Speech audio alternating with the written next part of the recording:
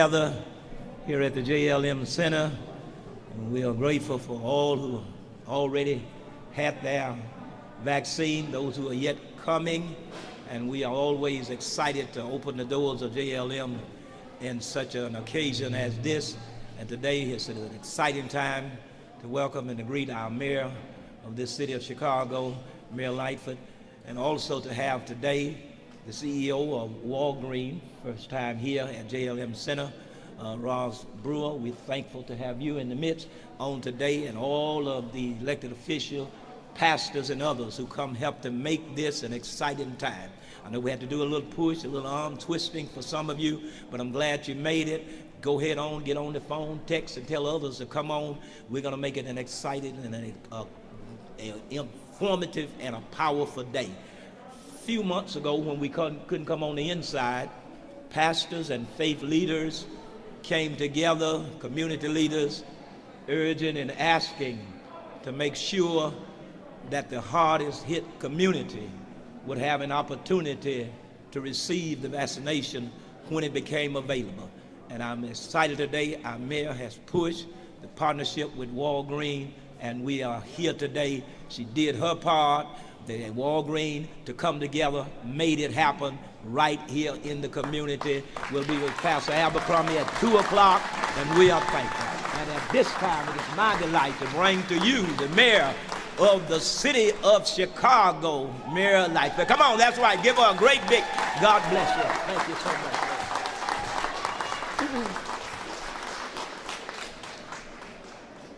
You know, I have a lot of prepared remarks, which I will give. But I want to say this to the people that are out in the audience, and hopefully the people that are waiting to get in. I want to thank you for taking care of yourself. I want to thank you for taking care of yourself and your family, your spouses. I also want to thank you for taking care of your neighborhood, your faith community, and your city by being here today to get your vaccine.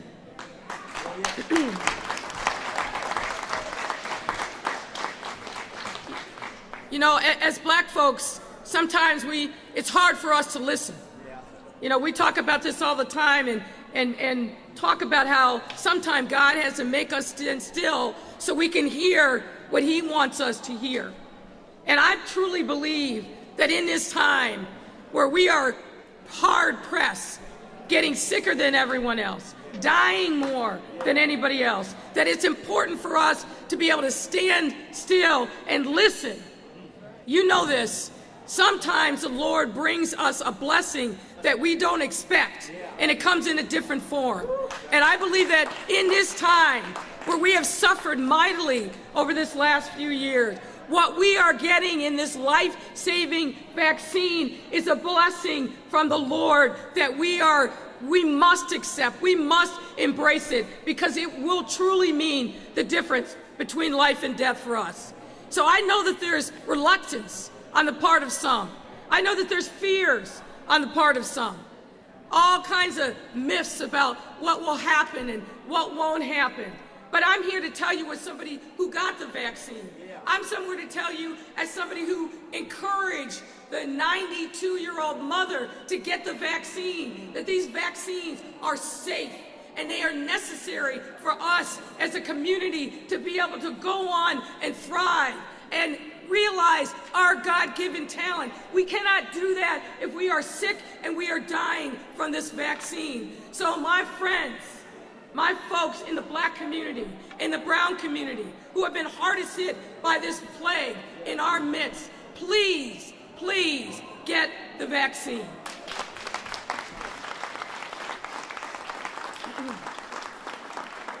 I want to thank Pastor Miller, and I want to thank all the other pastors on the West Side who are here with us today, who I know have been preaching this gospel. But I want to particularly single out Pastor Miller. I have been here in this house, seeing Hatch come sliding in. Let's get a chair for our brother Hatch. I have been here in this house in good times, but in tough times. In times where we needed to come together as a community and have a reckoning over a tough issue, whether it was police reform and accountability, whether it was other challenges that we were facing. Johnny Miller has always opened up his house, always opened it up, made us welcome, given us a safe space to address difficult, tough issues. So Reverend Miller, I just want to say thank you for being a center of gravity, for being a convener, never shying away from a tough fight. That's who you are. That's who you are to our city, and thank you so much, Reverend Miller. Now, I also will recognize at least one more person. We have in our midst today a woman who I know is going to be a game changer, not only for her company, but for our city. CEO of Walgreens International, folks. This isn't in the local Walgreens. This is the CEO of the whole company who is here with us today, demonstrating her commitment to saving lives throughout Chicago. Walgreens has been a tremendous partner for the city of Chicago throughout this pandemic. They have stepped up. They've gone to senior homes. They've gone to congregate settings. Wherever the tough assignments were, Walgreens said, send us. And they have been there for us. So, Roz Brewer, welcome to Chicago. Thank you so much for being here. And I would be remiss, we are here in Jason Irvin's ward. He could not be with us here today. But I also want to recognize another stalwart of the West Side, and that is none other than Congressman Danny Davis. Let me also give a shout out to Illinois State Senator Patricia Van Pelt. Thank you, Senator, for everything that you have done. Also standing with me here today is Karen Wilson Freeman, now the new leader, the dynamic force behind the Chicago Urban League, my friend and partner. Thank you so much for being here. And I also want to recognize the woman whose shoulders I lean on, that I have really relied upon throughout this year plus of pandemic, who has been a voice of calm, who has steadied us when we have felt weak and shaky, who is always straightforward, telling us like it is, but doing it in a way that we can take our sometimes bitter medicine. And that is our great Commissioner of Public Health, Dr. Allison Arnold. Now, ladies and gentlemen, since the day that COVID-19 first arrived in our city just a year ago, it was clear that we would need to take bold, transformative action to protect our residents and our communities, especially those who are the most vulnerable, and to address the systemic inequities that it brought to the surface.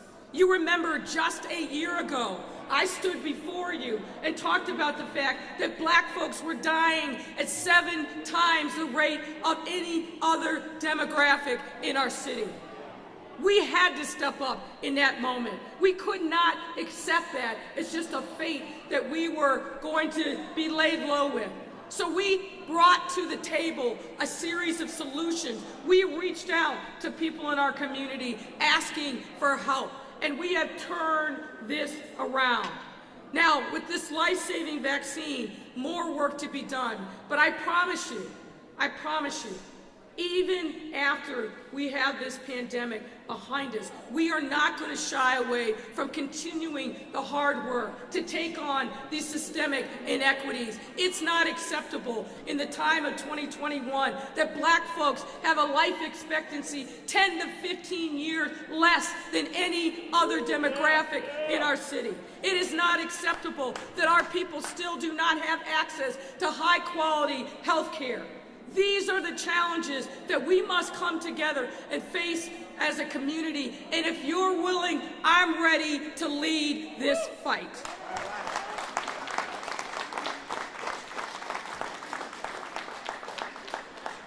And as a result of the unprecedented collaboration that we have forged with leaders like these who are here on the stage, members of the faith community that are toiling in the vineyard every single day and have been for decades, we have made incredible progress in our fight against this pandemic. And core to our ability in making that progress and actually shift the demographics and the numbers that we've been seeing is making sure that all of our residents have access to the COVID-19 vaccine. Now, it wasn't easy, and it still isn't easy. But in the first few months that vaccine was here in our city, we saw devastating numbers. Even though black and brown people make up over 2/3 of the people in this city, we were seeing uptake in the high teens total, 10% Latinx, 8% black folks. Reluctance to take the vaccine was very rampant and reflective of the deep distrust that black and brown residents have had for decades in our government, in healthcare system, due to the historic role that each has played in perpetuating systemic racism and other attacks against who we are. To combat this, we knew we needed to meet residents where they were, to listen and understand their concerns, their fears, and to work with them to assure them that the vaccine is safe. And over time, with targeted engagement strategies from our community partners led by our community, and of course, including, importantly, our faith leaders and city initiatives such as Protect Chicago Plus, we have been able to help move the needle so that more of our residents understand that the vaccine is safe and that they can get access to it in their neighborhoods where they are. It's in the same spirit of collaboration and determination that I am thrilled to announce that today, in partnership with Walgreens Boots Alliance, we are kicking off the Faith Initiative here in Chicago. Over the next 3 weeks, more than 10,000 residents from more than 70 different houses of worship. Can I get a little amen on that? 70 different houses of worship across our city will be vaccinated at 13 clinics run by Walgreens. This effort is part of Walgreens' Vaccine Equity Initiative, which will further increase equitable access to Walgreens, provide education to address vaccine hesitancy, and foster partnerships that meet the needs of our communities. Beyond Chicago, the Vaccine Equity Initiative will also result in the hosting of off-site COVID-19 vaccination clinics in more than 100 underserved communities across the nation. That's the commitment that Walgreens is bringing to the table. The expansion of access of COVID-19 testing at more than 5,000 Walgreens pharmacy locations, more than half of the sites created in vulnerable areas across our nation. Community partners like faith leaders and providers like Walgreens have long been trusted voices in our community, core to our ability to drive vaccine into the communities that need them most, and showcase the necessity for leaders to look like and share similar experiences as the residents they serve.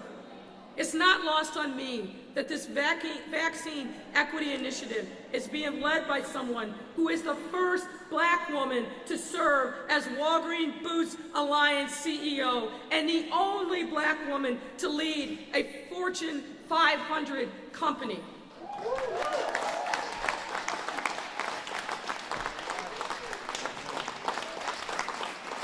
Folks, you know this. When we are at the seat, when we are in the table, when we are setting the agenda, we make sure that we take care of the people who have been left behind.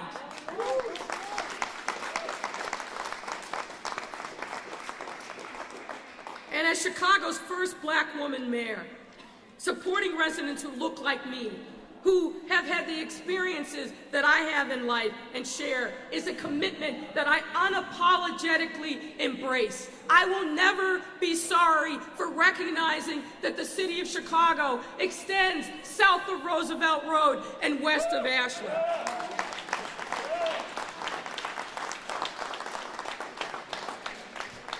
I am excited, ladies and gentlemen, and I want to thank these faith leaders for trusting in a partnership with us at the city to help save the lives of their parishioners, but also the lives of our residents who have been left behind for way too long. You've heard me say this often over the almost last 2 years that I've been mayor. We cannot be a great global city if our neighborhoods are starving. We cannot be a great global city if black and brown boys and girls do not see their destiny in this great city. They don't feel opportunity at their feet. We can't solve the problems of today and tomorrow if we don't start now and lead with equity and inclusion. And with God's grace, we will get it done. It's now my pleasure, ladies and gentlemen, to introduce the Walgreens CEO, Roz Brewer.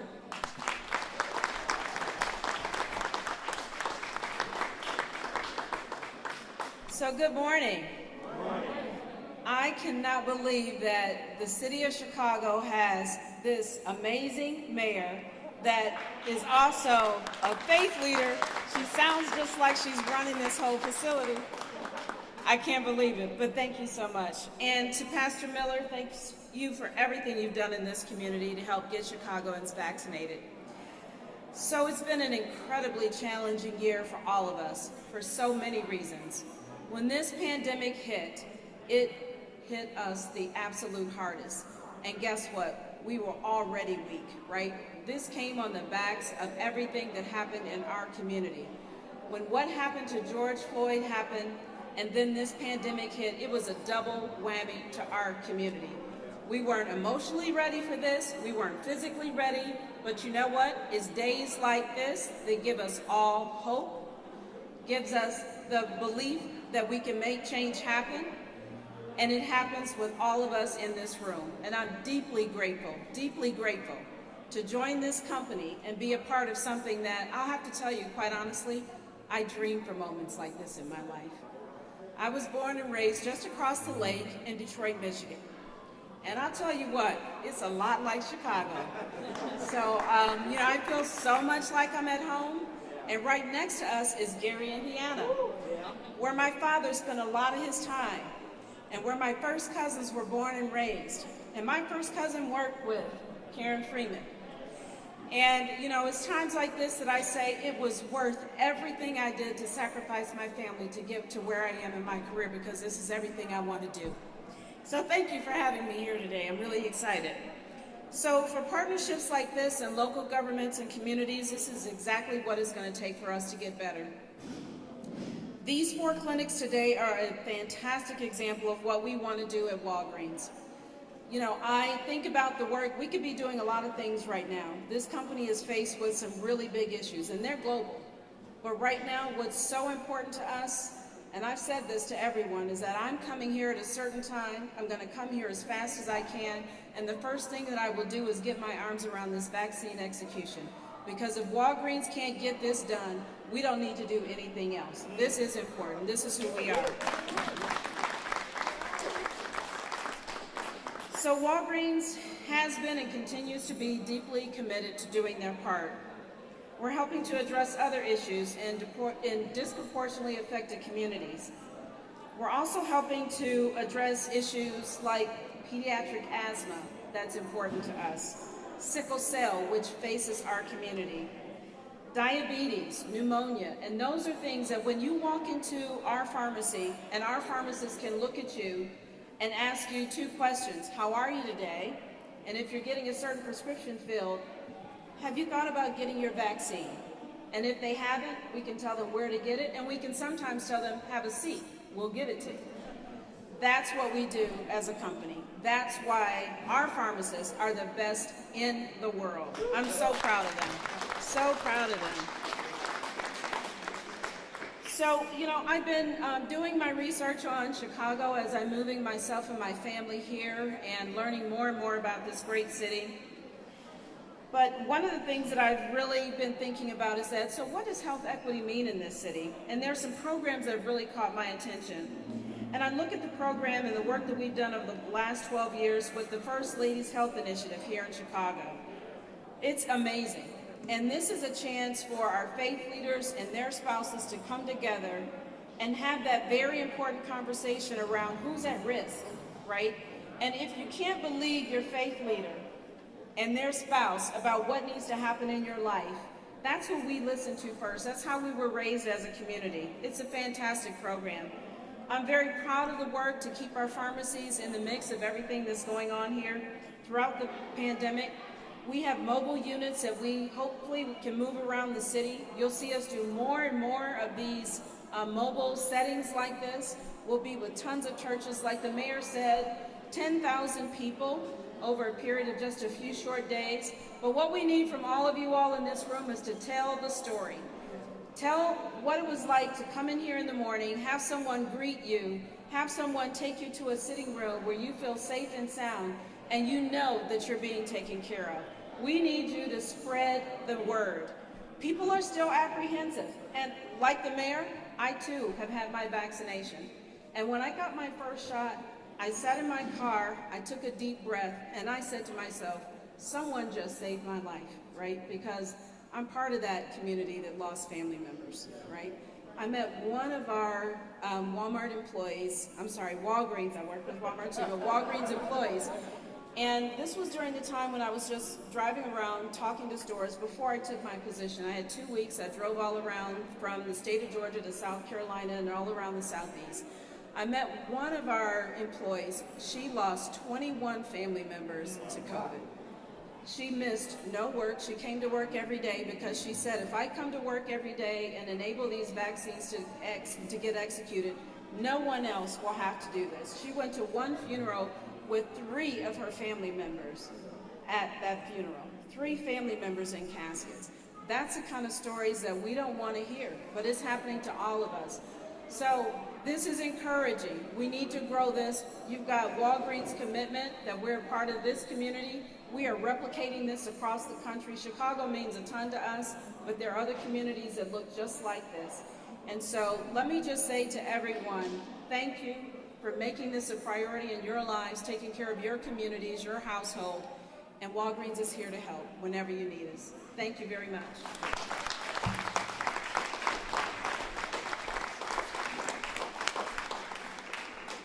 Good morning. Allison Already. I'm the Commissioner at the Chicago Department of Public Health.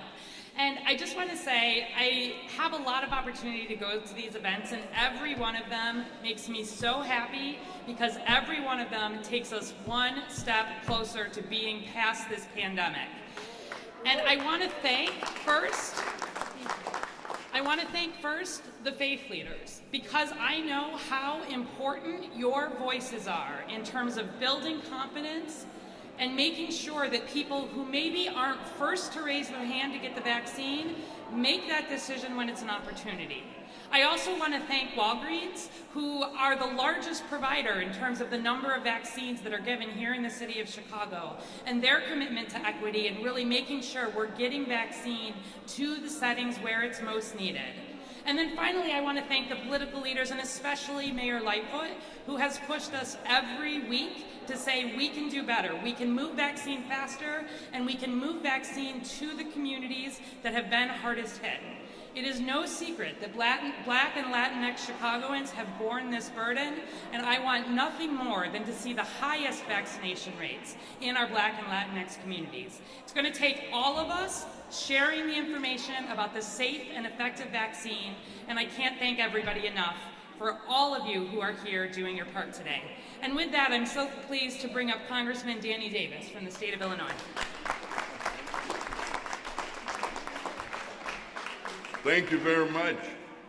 You know, I've been thinking all week that when you do the right thing, you get a chance to hang out with powerful women. So I've been home all week because of the Easter reset. So I've been hanging out with Vera Davis, my wife. But then a couple of days ago, I was with the mayor again, and Dr. Arway. And now here we are this morning, and I want to thank Reverend Johnny Miller, giving us the opportunity to be at the JLM Center. A lot of things about black preachers that a lot of people don't know. It was black preachers who came up with the idea after the Civil War, after black slaves had been freed. 40 acres and a mule came from black preachers. Yeah, it didn't just come from up in the sky or something. Black preachers came up with that idea But they asked him, what do we need to do to help these newly freed slaves? They give them some land and something to work it with, and they can take care of themselves. I am so proud of the mayor of the city of Chicago, who has been an outstanding leader, not only in making sure that we get the coronavirus under check, but to try and make sure that we bring equity to neighborhoods in our city, in our community. Madam Mayor, it's always good to work with you. It's also good to work for you. And it's good to know that you've got our backs no matter what comes up. The last thing that I will say, and I had my shots at least 3 months ago. I had them when they first became available, because I know what health means. Health is wealth. And as much as I like the Miller brothers who are preachers, they got one who's a physician who works with us in health care all the time, Brother James. And we keep on doing it. I'm wearing my Joe Biden cap. Now, why am I doing that? Well, you know, the other day we actually passed a bill. $1.9 trillion. $1.9 trillion. 940 billion of those came out of one of the committees that I work on and serve on. So we've got vaccine flowing all over the country, not just in Chicago, but all over America. Trucks loading up, delivering vaccines. Of course, the federal government is paying for it. Money got to come from somewhere. Walgreens, I must say, has just simply been an outstanding business in our community. I've been there so many times they think I got stock. And I like the idea when you walk in, there's someone there saying, "Good morning, welcome to Walgreens." I wouldn't intend to buy but one thing, but I think I'll buy 2 or 3 now. So it's a pleasure to be here with all of you, with Senator Van Pelt, my colleague, and the former mayor of Gary, Indiana, where my cousins live and involved in politics, the Allens, Doge Allen, all those folks. We didn't know we were cousins. But make sure you get your shot. Tell your children to get your shot. Tell your neighbors to get your shot. Because if you get your shot, then you don't have to worry about shooting. I'm Senator Van Pelt. Go through. And I got to come behind that, okay? Well, I'm just honored to be here today, and I'm just so proud of what Mayor Lightfoot is doing now, leading the way in this area, in this issue. I mean, she has a lot to do, but she's here because she cares about what's happening in our community. And I'm so happy that Walgreens has stepped up, Roz Brewer and Walgreens has stepped up to lead the way and really to push for the kind of changes that we need in our community. And that means, like they said, if you can't get Muhammad to come to the mountain, then you need to bring the mountain to Muhammad, right? So if you can't get people to come out for the vaccine, bring the vaccine where the people are. And where's that? In the house of God. So we're just grateful to Pastor Miller. There's been such a blessing, a tremendous support to all of us in this city and in this state, and I'm just proud to be here. And I just want to say, you know, Walgreens has stepped up. We're so happy about that. Mayor Lightfoot in her position has continued to step up. But I want to tell you who has always stepped up, okay? And that's the black church. The black preacher has always stepped up. And if you ever want to get a message to the black people, you need to go through the black preacher, because that's where we go for deliverance. That's where I got my deliverance at. in the house of God, and the black preacher was preaching. And this is where we get our hope, to believe that, hey, if we just keep trying, something's going to happen. Change is going to happen. And this is where we get our education, where we learn the things that we need to do. And so I got my vaccination, and I saw the pastors was getting all their vaccinations. I'm like, hey, what I'm going to wait for? They all getting theirs. I'm getting mine. And my mom got hers. I'm just blessed to be here and blessed that to be a part of what's happening right now. I took my mom out, Pastor Hatch, I took my mom out to Uncle Julio's just the other day, went and got her fingernails done, and also took her out to the fudge pot and got her some chocolate. You know, I haven't been able to touch my mama in a year. In a year, I have not been able to touch her, to hug her, to hold her, to let her know how much she means to me with my feelings, with my touch and my hands, and just speaking to her. I haven't been able to do it, but now I'm able to do it. And you know what? What Walgreens is doing right now, and what the mayor is doing, Mayor Lightfoot is doing right now, and all the black preachers, we got hope, y'all. We got hope. We got hope that we're going to come back to where we were before, where we can reach and touch our family members, where we can worship together, where we can shout together. And I just want to put this out here. I'm the chairperson of Illinois Senate Health Care Committee on Healthcare Access and Availability. Healthcare Access and Availability. That's why I am the chairman now of that committee in the Senate, in the Illinois Senate. But you know what I wish I was over? Appropriations. Because I think all these black churches need to be funded. Because they are serving a need that nobody else can serve. Nobody else is positioned to do what y'all can do. So they always want the black church to do something free. Give us something. We don't have no money, but we give us something free. The black church needs to be funded and supported because you all are filling in a gap that nobody can fill. So I'm grateful, happy to be a part of this, and just God bless you, and we're just going to keep doing this great work that we're doing. And right now we're going to have Freeman Wilson, who is the CEO of the Chicago Urban League. Let's clap our hands for her as she comes. Good morning to Pastor Miller, our host, and all of the members of the clergy, to Mayor Lightfoot, Senator Van Pelt, Congressman Davis, and all of the elected officials, to our CEO superstar. You know, this isn't something we need to take for granted. We've got a sister running the Walgreens Boots Alliance. That's huge. And to all of you, it is my privilege to greet you on behalf of the Chicago Urban League. For over 100 years, we have been fighting for civil rights in this community. And I'm here to tell you today that health, access to health care, is indeed a civil right. And so we are excited to partner with the city, to partner with Walgreens, to ensure that our community is educated and that they have the access to the COVID-19 vaccine.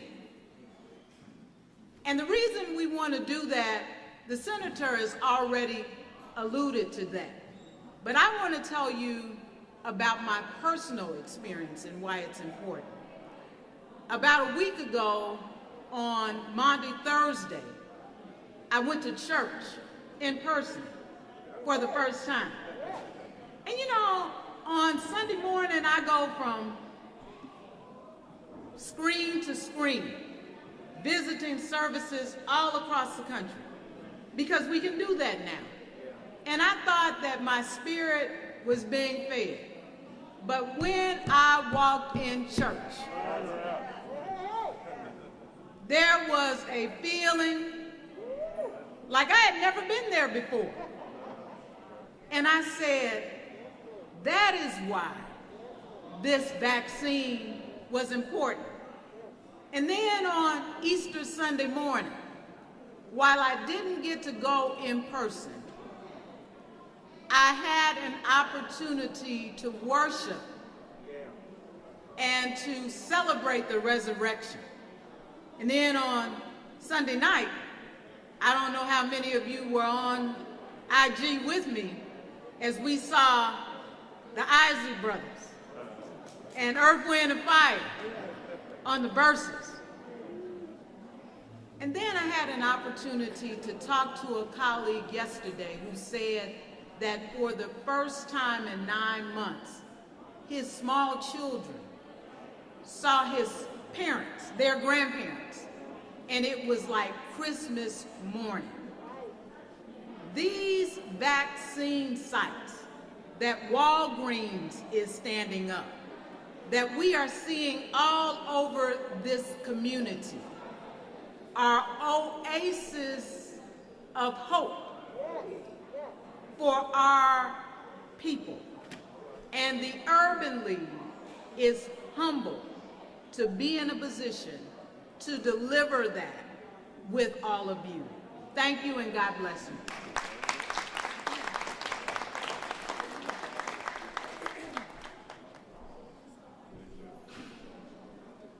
Happy to take your questions. Now, I'm going to tell you right now, given the feeling that's in this room, be nice, man. I'll do my best, but can you hear me? Okay.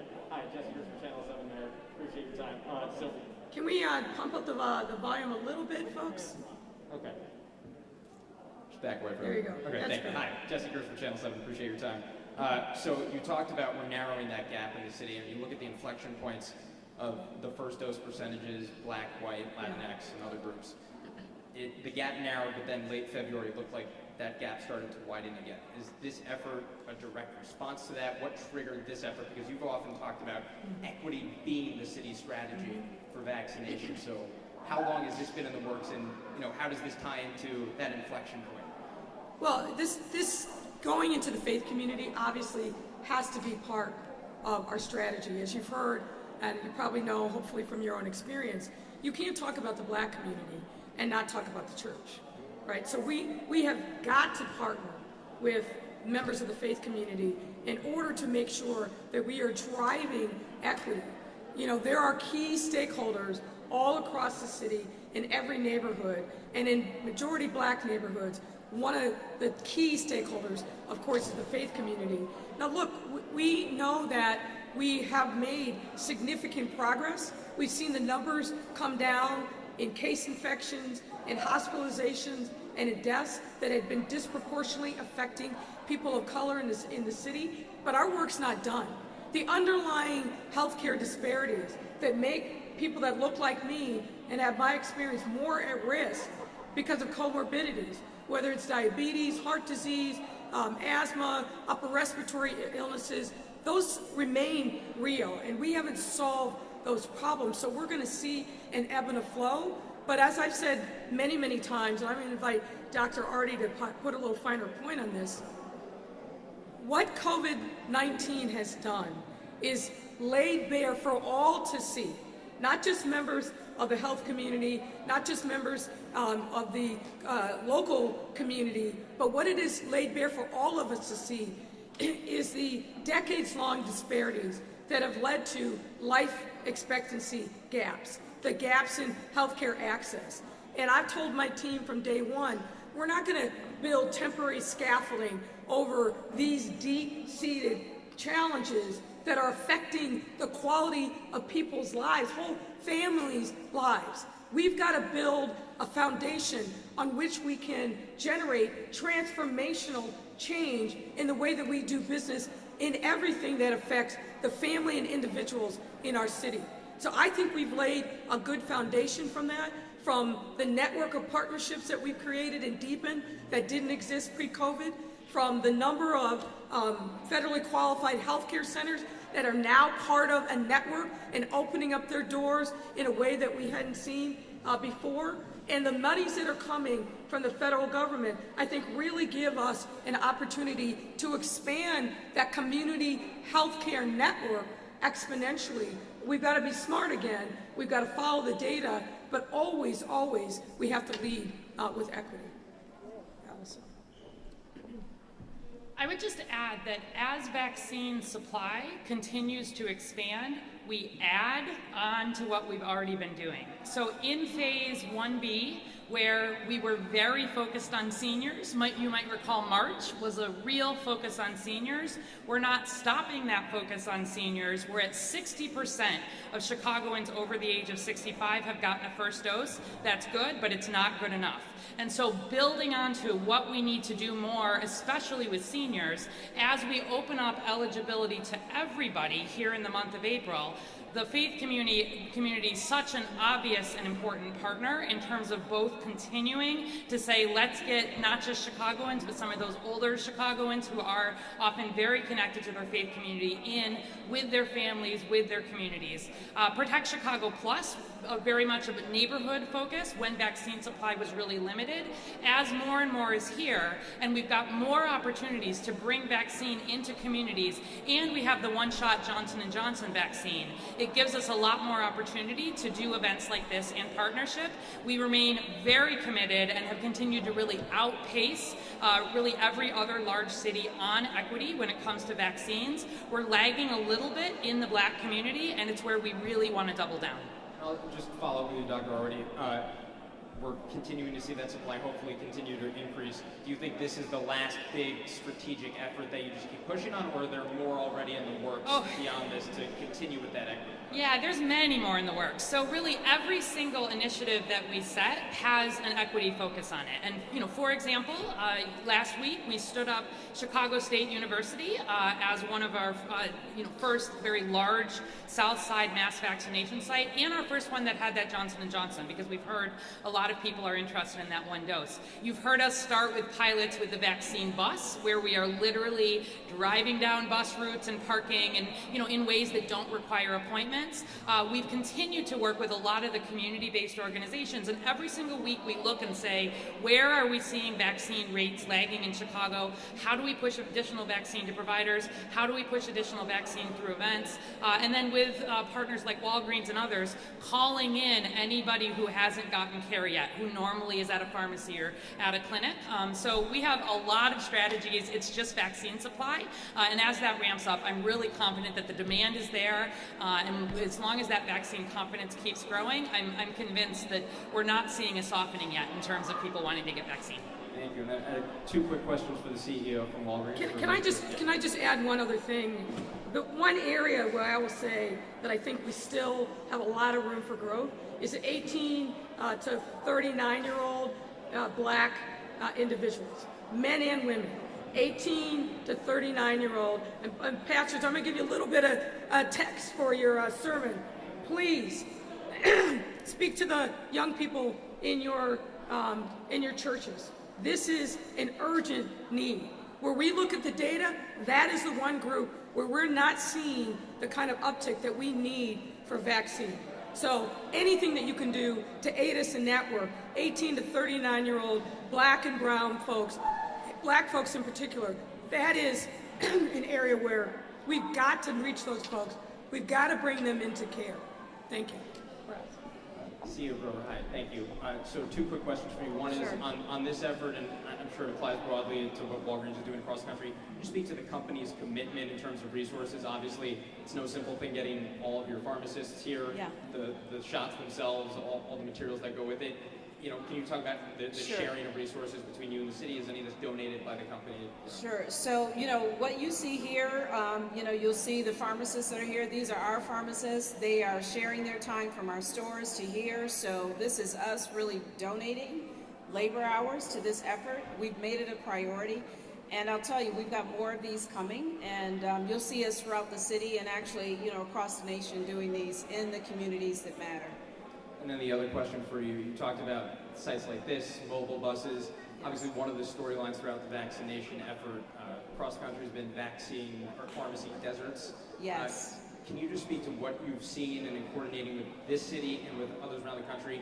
Is there anything going on in your head about, maybe changing priorities for the company long terms in terms of where to put the next shop when you go brick and mortar? Right. So that is something that I worry about, are the vaccine deserts.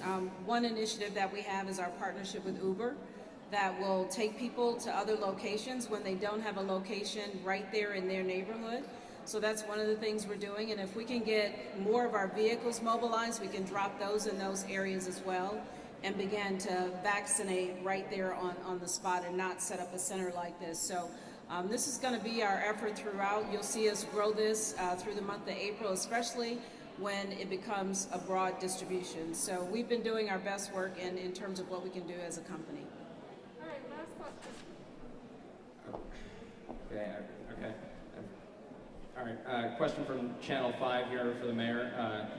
Curious, what sense of urgency, if any, is there to release the police shooting video in the Toledo case earlier than COPA's 60-day deadline to the public? And regarding that, what preparations can you share the city is taking for possibility of protests or any unrest once that video is made public? Well, my hope is that we are going to follow in the long tradition that we've had in the city of peaceful protests.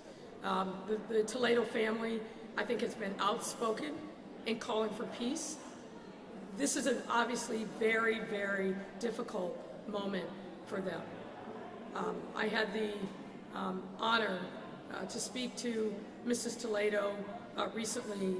I've been in contact with her as she's been moving through the toughest week that any mom could ever have, which is a wake and then a funeral of her 13-year-old son.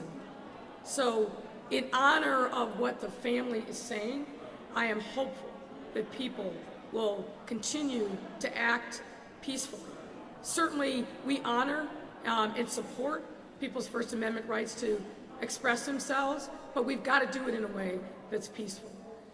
Regarding the video itself, a lot will depend on what Ms. Toledo wants to do. I think that, and I've been very clear about this from day one, that transparency always matters, particularly in something as significant as a police-involved shooting, but I'm going to be respectful of what Ms. Toledo wants to do. She will have the opportunity to see the video along with her counsel early next week, and then we'll go from there. We're going to hopefully follow their lead in this, but I do believe there is obviously a significant amount of interest in the video. I think it will only help disabuse a lot of urban myth that has sprung up in the void, but I want to be clear, from what's been described to me, it is going to be a very tough video for people to watch. And I would just say that we need, and this is really for folks in the media, to be thinking about when the video, or if the video, but when the video becomes public, how you are going to use that in educating the public about what happened. This has been an extraordinarily tough year. It goes without saying. We all recognize that. The trauma in our city is very real. People are carrying burdens that they never expected to carry in their lives. And so in that context, we have to be mindful, respectful, and intentional about the way in which we are communicating other tough things that the community has an interest in, but it's going to be a tough burden for people to bear. But as I said, we're going to follow the lead of this mother who is going through a tragedy that none of us have ever experienced, but too many people in this city have.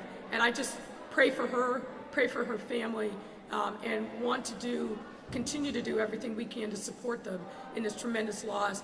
As we have victims, unfortunately, across our city, we've got to do more to step up and respect and recognize the victims of all stripes who have suffered mightily from a range of different challenges.